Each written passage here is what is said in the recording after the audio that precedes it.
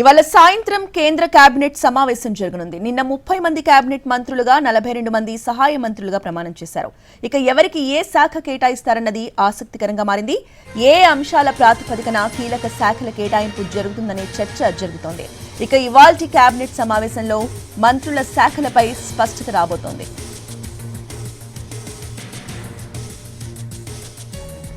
ఇక బీజేపీతో పాటు కూటమి పార్టీలకు మంత్రి పదవుల కేటాయింపులో తన మార్క్ చూపించారు ప్రధాని నరేంద్ర మోడీ. యువత సీనియర్ల కాంబినేషన్ ని పాటించారు. కుల సమీకరణాలను కూడా పరిగణలోకి తీసుకున్నారు. ఇప్పుడు మోడీ టీంలో 7 మహిళలకి చోటు దక్కింది. 27 మంది బీసీలు, 10 మంది ఎస్టీలు, 5 ఎస్టీలు, 5 మైనార్టీలకి మంత్రి పదవులు దక్కాయి.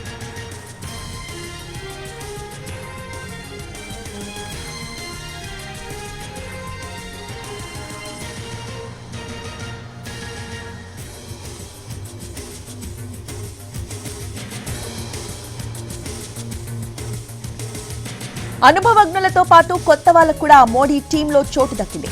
మంత్రుల్లో 43 మంది 3 సార్లకు పైగా పార్లమెంట్కి ఎన్నికైన వాళ్లున్నారు. 39 మందికి గతంలో కేంద్ర మంత్రులుగా పనిచేసిన అనుభవం ఉంది. 6 మాజీ ముఖ్యమంత్రులకి కేంద్ర మంత్రి పదవులు దక్కాయి. ఇక 33 మంది కొత్త వాళ్లకు కేంద్ర మంత్రి పదవులు దక్కాయి.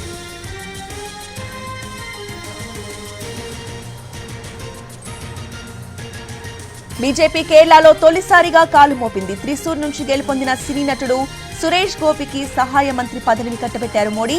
కొన్ని రాష్ట్రాల్లో త్వరలో జరగనున్న అసెంబ్లీ ఎన్నికల్ని దృష్టిలో పెట్టుకుని కూడా కేబినెట్ కూర్పులో ప్రాధాన్యత కల్పించారు. ఇక వచ్చే ఏడాది బీహార్ అసెంబ్లీ ఎన్నికలు జరగనున్నాయి.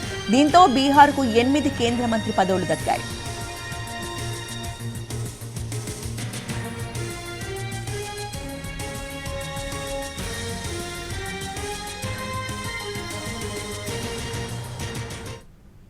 జార్ఖండ్ ఎన్నికల్ని దృష్టిలో పెట్టుకుని ఓబీసీల్లో అన్నపూర్ణాదేవిని కేబినెట్ ర్యాంకు ప్రమోట్ చేశారు. జార్ఖండ్లో 45% మంది ఓబీసీలున్నారు. గతంలో ఆర్జేడీ అధినేత లాలూ ప్రసాద్ యాదవ్ కి సన్నిహితురాలుగా గుర్తింపు పొందారు అన్నపూర్ణాదేవి. గతంలో రాష్ట్రీయ జనతాదళ్ ఆర్జేడీ జార్ఖండ్ అధ్యక్షురాలుగా కూడా పనిచేశారు. అయితే 2019 లోక్సభ ఎన్నికలకు ముందు బీజేపీలో చేరి ఆ పార్టీ టికెట్ పై ఎన్నికయ్యారు. 2021లో కేంద్ర విద్యాశాఖ సహాయ మంత్రిగా బాధ్యతలు చేపట్టారు అన్నపూర్ణాదేవి. తాజాగా మరోసారి మోడీ టీంలో అన్నపూర్ణాదేవికి చోటు దక్కింది.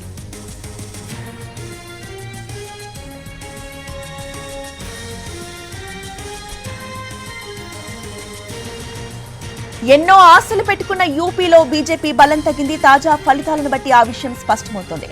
దీంతో తిరిగి బలం పుంజుకోవడం లక్ష్యంగా పెట్టుకున్నారు కమల్నాథులు.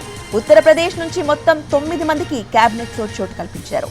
బీజేపీ కాస్త దూరమయ్యారు అనుకున్న ఎస్సీలు, ఎస్టీలు, బీసీలకి ప్రాధాన్యత కల్పించారు.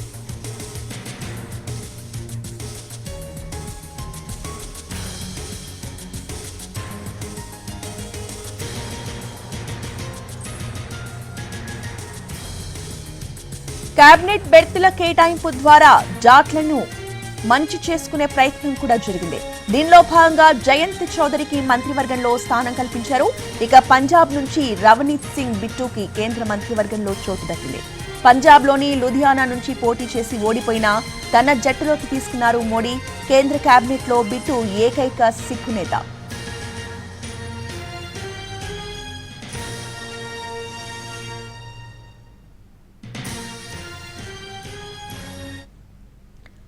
మహారాష్ట్ర నుంచి 5 కేంద్ర కేబినెట్లో చోటు దక్కింది.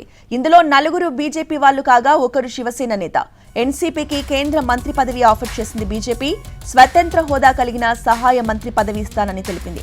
అయితే బీజేపీ ప్రతిపాదనను ఎన్సీపీ తోసిపుచ్చింది. సహాయ మంత్రి పదవి చేపట్టడానికి నిరాకరించింది. తొందరేమీ లేదు, ఇచ్చినప్పుడే ఇవ్వండి, అంతవరకు వేచుంటామన్నారు ఎన్సీపీ నేత అజిత్ పవార్. ఎన్డీఏలో తాము కొనసాగుతామని, వీడే ప్రసక్తి లేదని ఆయన స్పష్టం చేశారు.